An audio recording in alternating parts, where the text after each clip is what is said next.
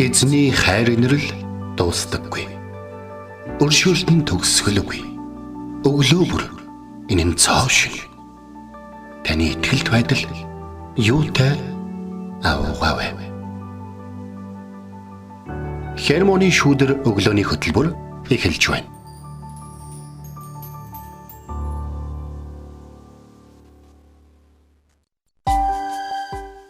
Өглөөний мэнд. Өглөөний мэнд өргөе.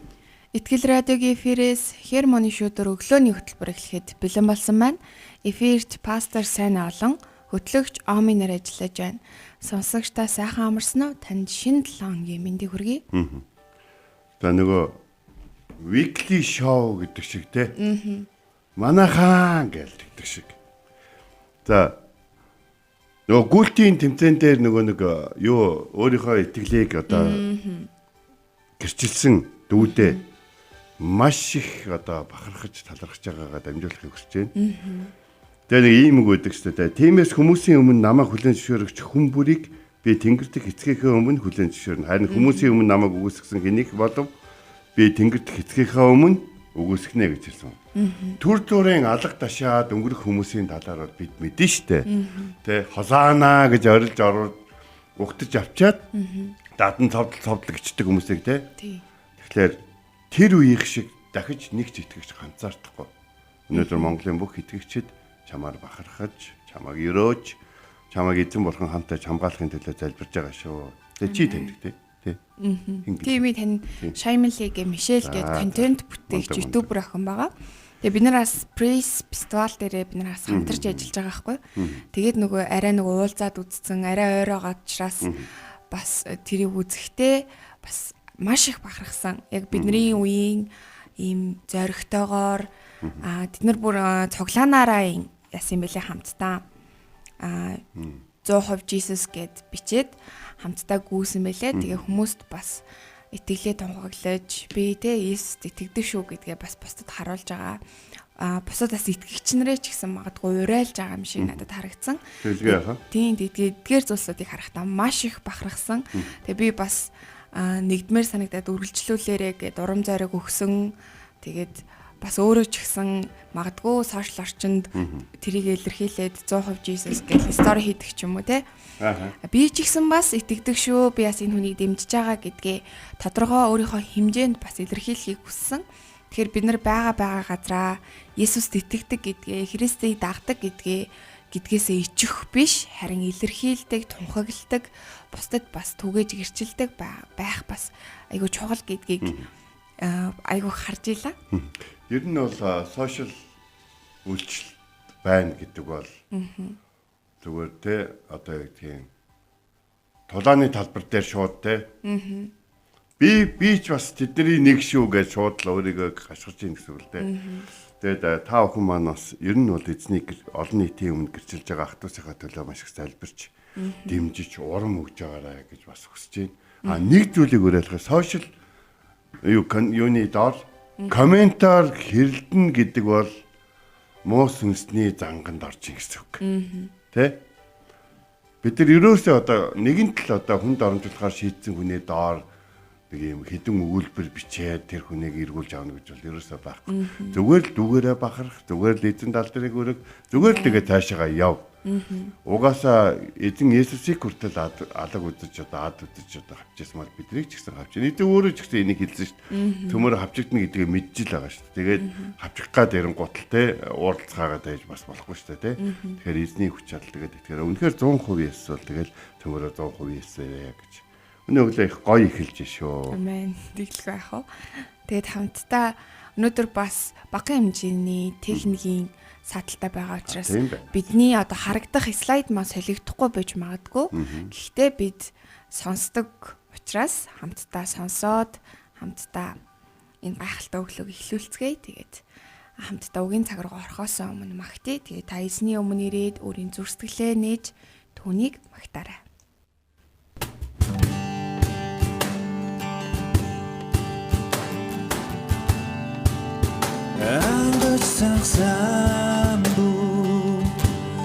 Амин годич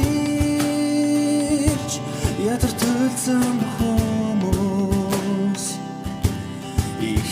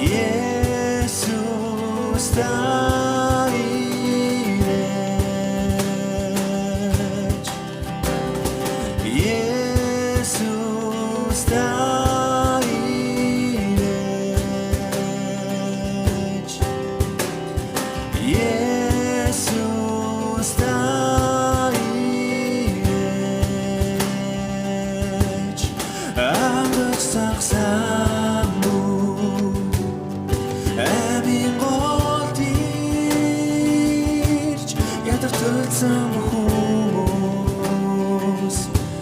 ихсний уурсадаараа түүний бидутхан тэр даваатхан хүний зовлон зүдгүүрүүд будугагдан уурснаа Jesus та ирэж Jesus та ирэж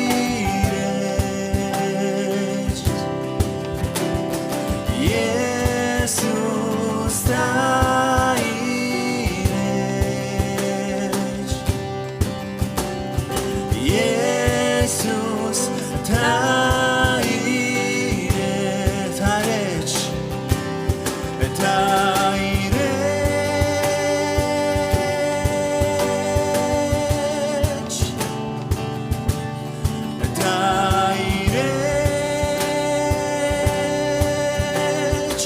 Аширан дүүний би дутхан ирчүүдэг олно Аширан дүүний би дутхан ирчүүдэг Jesus та Аширан дүүний би дутхан ирчүүдэг Jesus та Аширан дүүний би дутхан ирчүүдэг Jesus та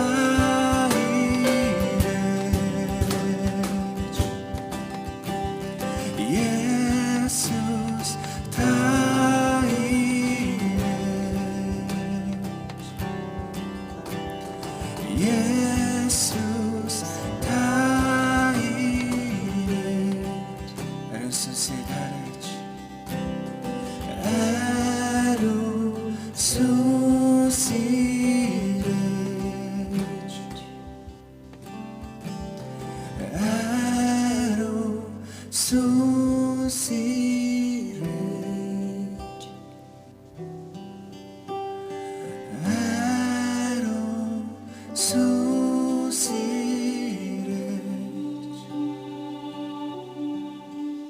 Өглөө бүр хайр инэрлээ надад сонсгооч. Танд л би итгэдэг үлээ. Явах замыг минь надад зааж өгөөч. Танд л би сэтгэлээ өргөн байна. Дуулал 143-ийн 8.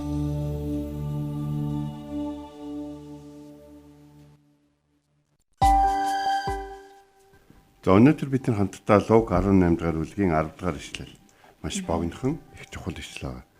За хоёр хүн залбирахаар сүмд оржээ. Нэг нь фарисей, нэг нь татвар бараагч байж гин.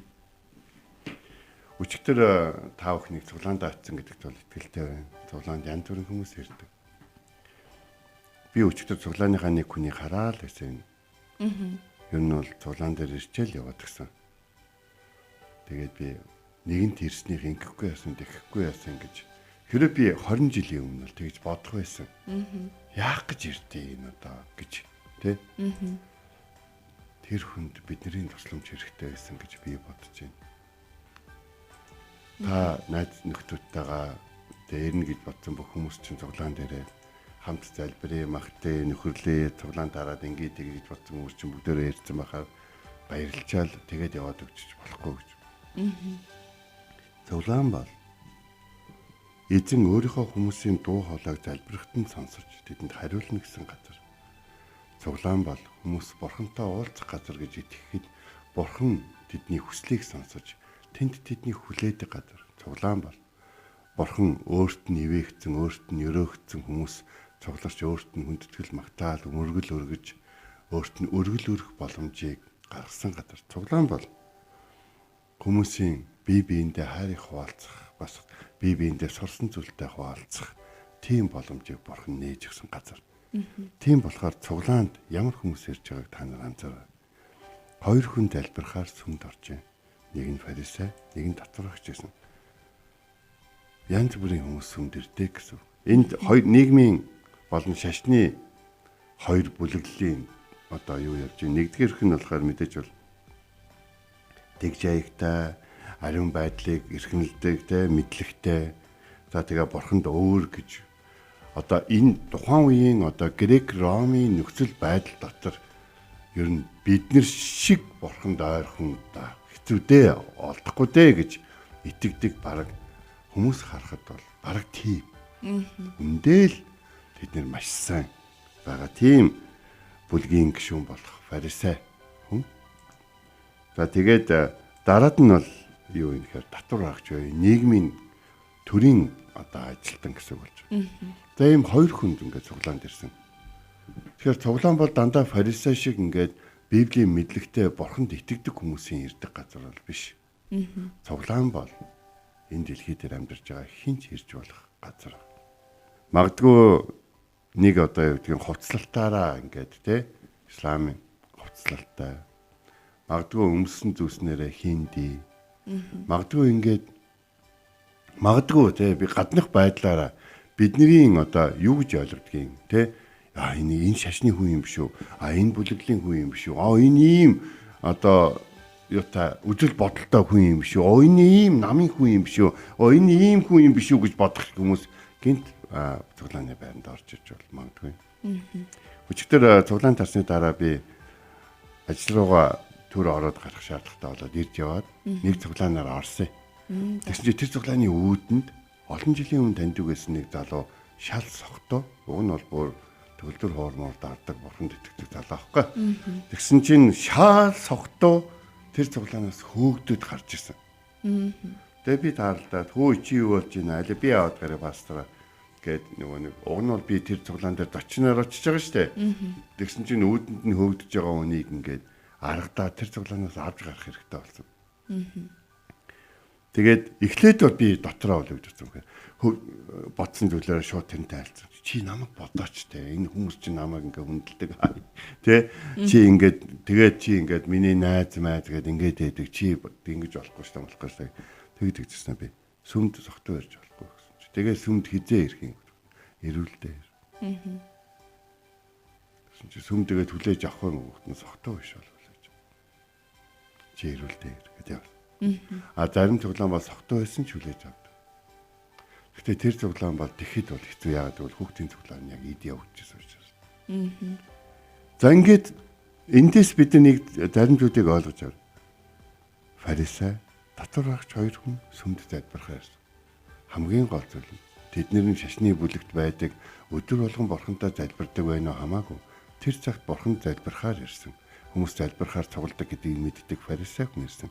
Нөгөөх нь хэдийгээр нийгэмд татвар хаагчийн ажил хийгээд те арт түмэндээ урагчаараа дуудуулаад шудрагсаараа дуудуулаад нүгэлтнээр дуудуулаад badаар одоо илүү мөнгө завшигчаараа дуудуулаад те эдэл хэрглэж байгаа бүхт нь бурхны хуулийн одоо гэтэл номон дээр ч юм уу дэд хуулийн дээр гадаг тэр буруу олд байдлаар олсон зүйлүүдэд эдэлж хэргэлдэг тийм хүнч ороод ирж бол.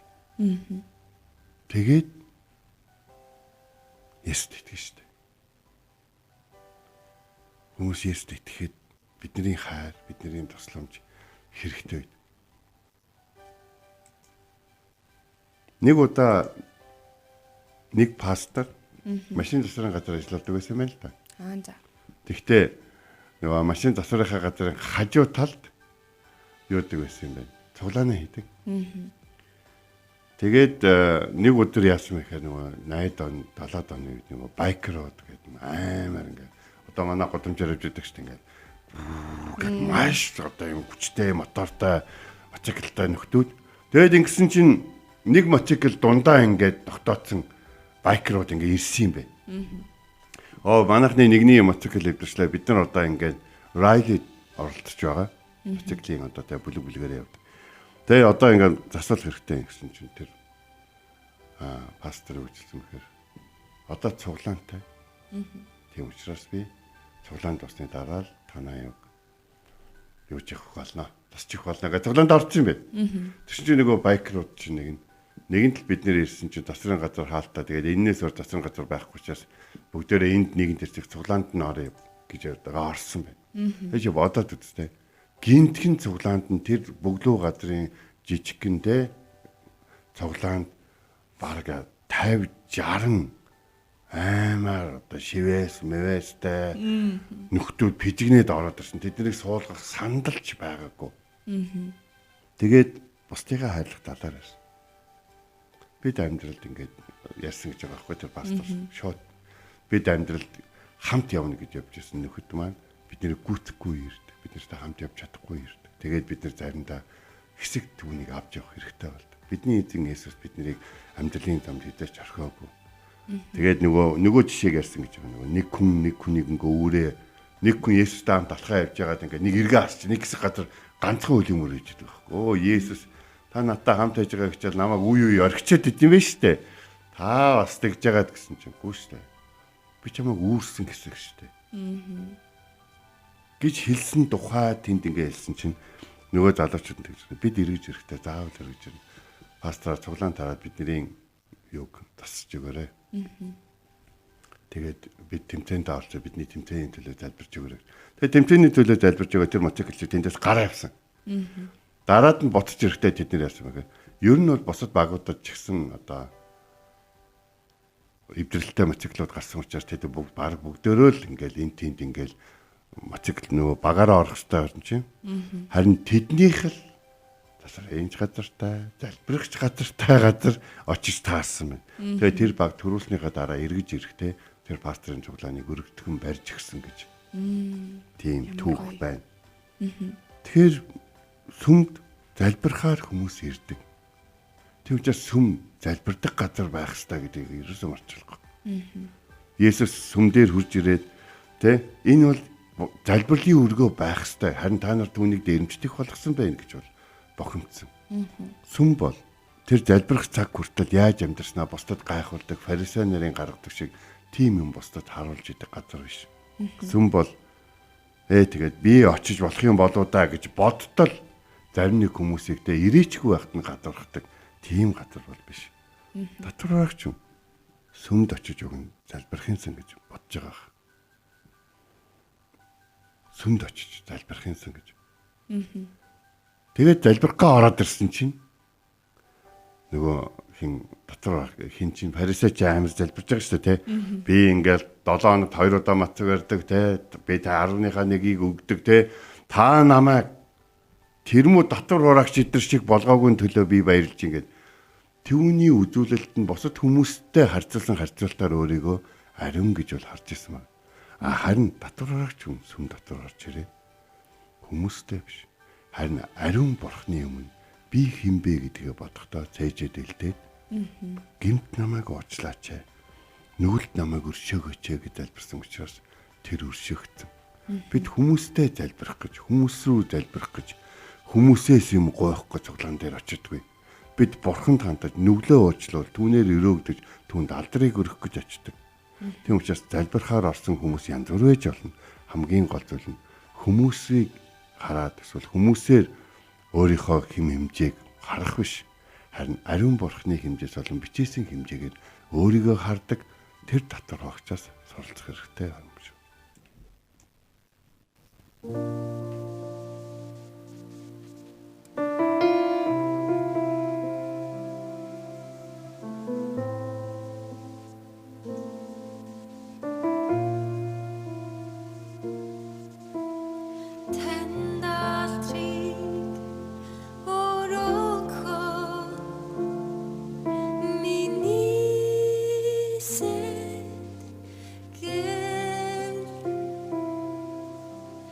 Та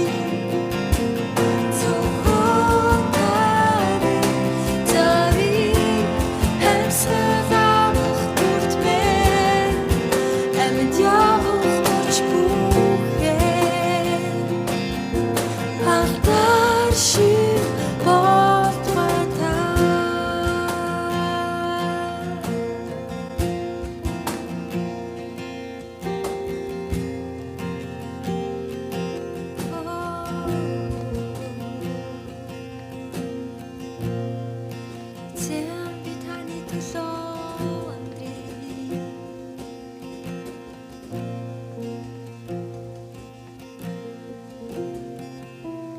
Таны төлөө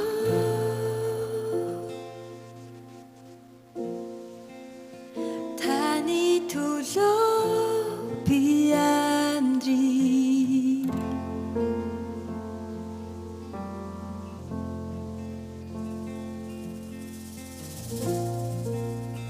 Таны төлөө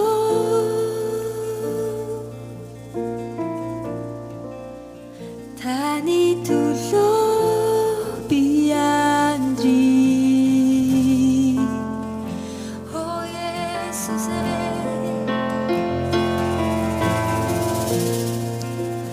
Таны төлөө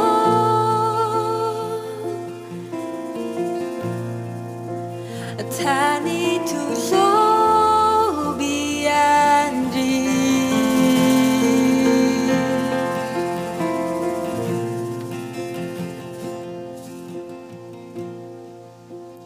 Таны төлөө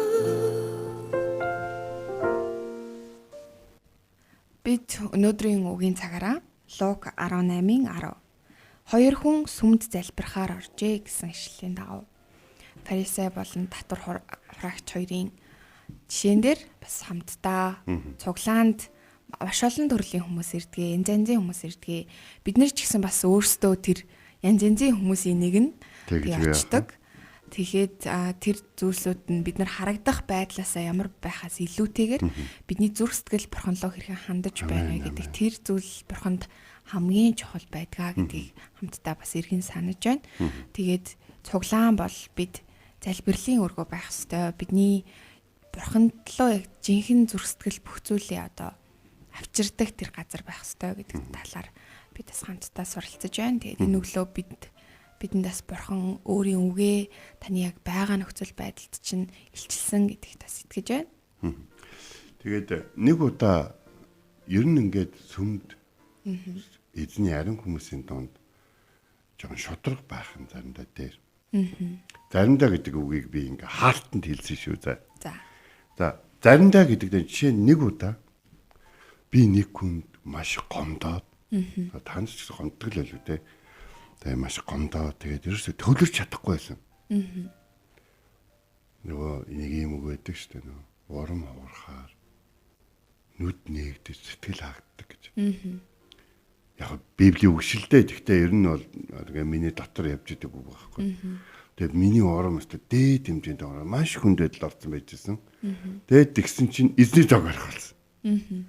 Эзний зоогийг барихтаа өөрийн биеийг шалгаж барай гэж эзний үгэн дээр бол бичсэн байдаг. Тэгээд би яг эзний зоогийн ширээнд яг ингээд эзний зоог болох цаг ингээд болоод ирж байгаа. Уг нь бол би яг талах байж үйлчлэх ёстой ахлагчтай нэг байсан байхгүй. Шот пастор та.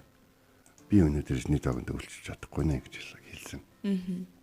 Ихэнх хүмүүс тэгэл итгэлтэй царай гаргаал тэ. Эсвэл ихэнх пастор те одоо яах гэдэг юм одоо яг одоо болчиход байгаа чи зүгээр нүдэ ханаад итгээд ингээ хий заяа гэдэг. Тэгтэл би өмнөдөө бол бүр залбирч чадахгүй байсан. Хэрвээ би өөрөө тийм байдалтай бол яаж тэрийг хүмүүст өөрийнхөө чадахгүй байгаа зүйлийг дамжуулах вэ? Би ч сул дараа хүн шүү дээ. Би бурхан биш. Би авардаг хүн биш. Би залбирлыг хүлээж авдаг нэг нь биш. Би өрөөдөг нэг нь биш. Бас хүмүүсийн залбирлыг сонсоод учир утгыг нь тайлж өгдөг нэг нь биш.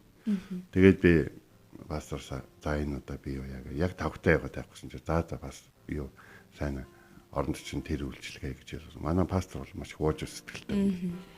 За тэгээд би ард очиод ингээд залбираад ингээд сууж явах үедээ тэр өдөр баг миний хамгийн өрөөлтэй эзний зоог барьсан өдрүүдийн нэг нь байхгүй.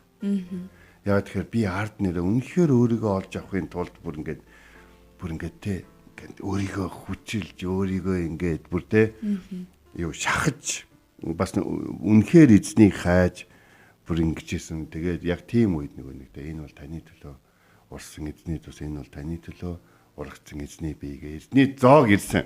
Тэгээд би ингээд барих үедээ хэдийгээр би урдаас олон удаа эзний зоогийг хөтэлдэг, номлодог те залбирлыг удирддаг пастор Боловч хойно очоод олон жилийн дараа өөрөө үйлчлэлийг авах үедээ маш хэрэгцсэн шүү. Тэм учраас үйлчлдэг хүмүүсээ өөчлөл авцараарай. Зүгээр одоо магтаж залбирч энгийн хүн нэр чинь эзэн таныг илүү харахыг хүсдэг гэдгийг хитрхи их мартаад хитрхи хол хитрхи дээшээ өөрийнхоороо битгий яваарай гэж сануулмаар санагдаж байна. Та ингээд залбирая. Орчлын ертөнцийг бүтээсэн эзэн танд баярлалаа. Өнөөдөр биднийг сүмд ирэх боломжийг өгсөнд баярлалаа. Монгол олон сүмүүдийг байгуулж, олон пасторуудыг бэлтгэж, биднийг хайрлаж, биднийг залбирах, бидэнд дуушлан залбирах хүмүүсийг өгсөн. Бас биднийг ухтаж, бас биднийг эзэн таныг магтахад хөгжимд орж өгдөг олон аяслаг хүмүүсийг дуудсанд баярлалаа. Тэгээд эзэн минь цаан өнөөдөр сүмд янз бүрийн хүмүүс ирдэг. Гэхдээ эзэн таныг хайгаад ирсэн хүмүүст бид нэр таныг олоход нь тусалж, үйлчилж өгөхөд тусалж өгөөч. Бүх зүйлд танд талархан Монголд сүм цуглаан явуулах, итгэл үнэмшлээ чөлөөтэй гэрчлэх боломж байгааг энэ төлөө танд талархан Есүсийн нэрээр залбирлаа. Амен. Энэ хүрээд манай хөтөлбөр өндөрлөж байна. Итгэл радиогийн эфирээс Хермоны шүдэр өглөөний хөтөлбөр танд хүрлээ. Хамт байсан сонсогч танд баярлалаа. Маргааш энэ цагтаа эргээд уулзцгаая. Эзэн таныг Харж хандах болтугай.